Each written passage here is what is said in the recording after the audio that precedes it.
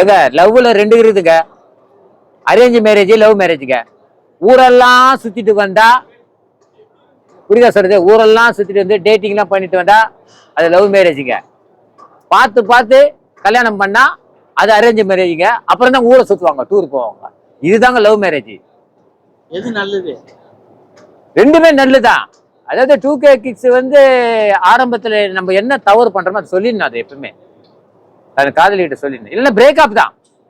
இப்ப எங்கங்க டேட்டிங் முடிச்சுதானே காதலே நடக்குது.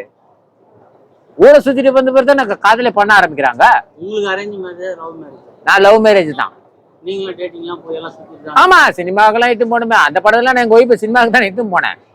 நான் சொல்றது புரியுதா? அதுக்கப்புறம் தான் கல்யாணம் பண்ணாங்க. இப்ப அப்படி கிடையாது. முதல்ல ஊரெல்லாம் சுத்திட்டு தானே கல்யாணம். எல்லாமே ஒண்ணுதான். போத்தின்னு பத்தான்னா 10ன்னு போத்தினானா எல்லாம் ஒண்ணுதான். காதல்ன்றது அரேஞ்ச் மேரேஜும் லவ் பண்றதுதான். புரியுதா? லவ் மேரேஜ் இது லவ் மேரேஜா லவ் தான். ரெண்டுமே ஒரு வித்தியாசமே இல்லை. குழந்தை போறதாதாங்க உண்மையான லவ்.